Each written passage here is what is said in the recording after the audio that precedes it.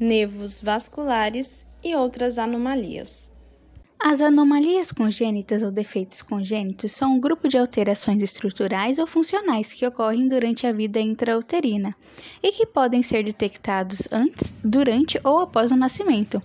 Podem afetar os diversos órgãos e sistemas do corpo humano e são causados por um ou mais fatores genéticos, infecciosos, nutricionais e ambientais, podendo ser resultado de uma combinação desses fatores. As anomalias congênitas são classificadas em anomalias maiores e menores. Nas maiores, as consequências médicas e sociais são significativas, com uma incidência de menos de 1% entre os nascidos vivos e uma incidência maior entre os fetos abortados. Anomalias menores não apresentam consequências médicas ou sociais significativas. A incidência entre os nascidos vivos é de aproximadamente 15%. A presença de uma ou mais anomalias aumenta a probabilidade de encontrar uma maior e auxilia no diagnóstico de síndromes.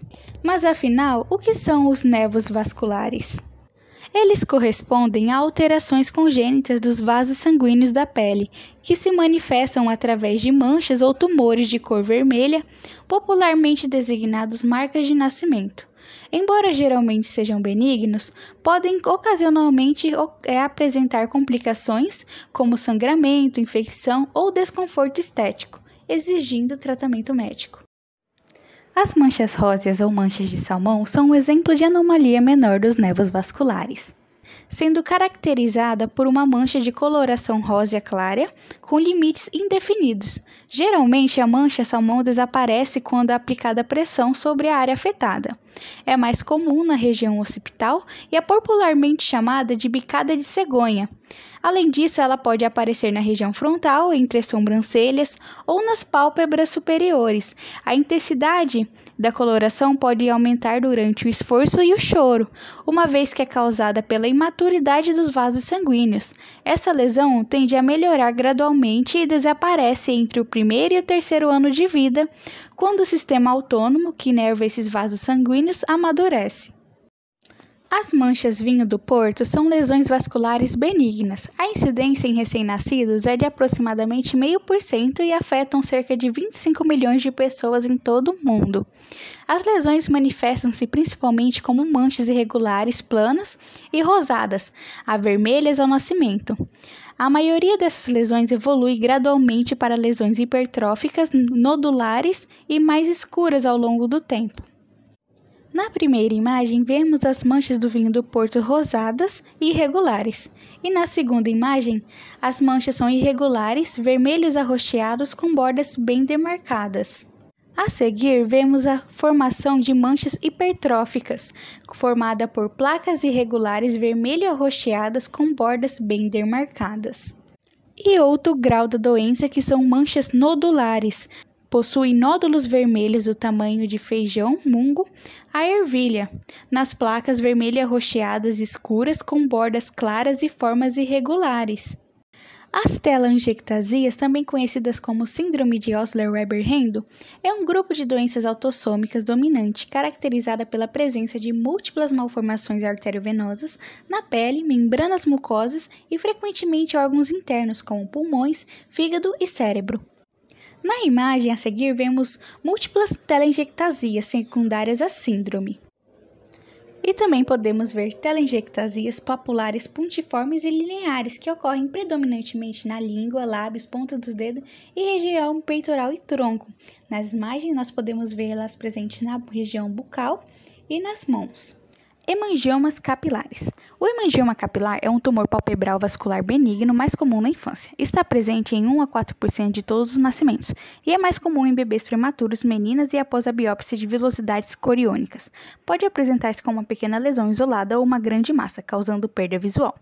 É um tumor de natureza benigna, composto de anastomose de pequenos canais vasculares sem encapsulação verdadeira. Já os hemangiomas cavernosos ou profundos envolvem a derme profunda e o tecido subcutâneo. São lesões nodulares da cor da pele ou tonalidade azulada, algumas vezes com telangiectasias na superfície.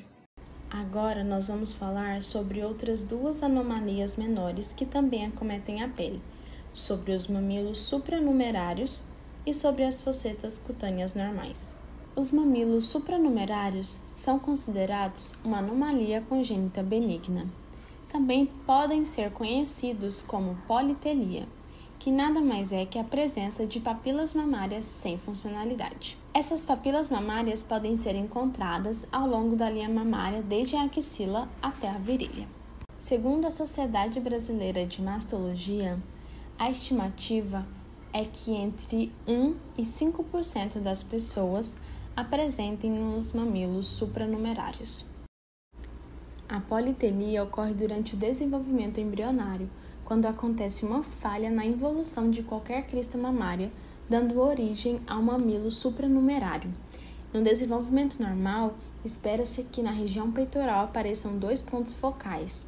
Esses pontos crescem e se transformam em mamas regulares. As outras cristas devem regredir gradualmente, e quando essa regressão for incompleta, ocorre a mama acessória. Há também os denominados mamilos supranumerários ectópicos, quando alguns mamilos aparecem em outras regiões do corpo, como nas mãos ou nos pés. Por ser considerado uma anomalia benigna, a retirada das papilas mamárias são geralmente por questões estéticas e pessoais. Em casos raros, pode-se desenvolver fibroadenomas associados, mastite ou câncer de mama. E estudos recentes indicam que a politelia pode estar associada a anomalias uronefrológicas, como, por exemplo, hidronefroses, fusão renal, rim multicístico, estenose ureteropiélica e entre outras anomalias.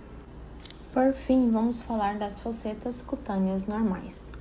Elas podem ser encontradas sobre o processo acromial, nas laterais dos cotovelos e na região sacral, onde a pele é relativamente bem aderida às proeminências ósseas, gerando uma depressão. As focetas sacrococcígeas estão presentes em cerca de 4% dos recém-nascidos saudáveis, e deve-se criar um alerta caso apresente significativas alterações nessas focetas, como um tamanho maior que 5 mm, uma distância do ano superior a 2,5 cm, uma presença de escorrência, associação com outro estigma cutâneo, focetas múltiplas ou uma combinação com outra anomalia.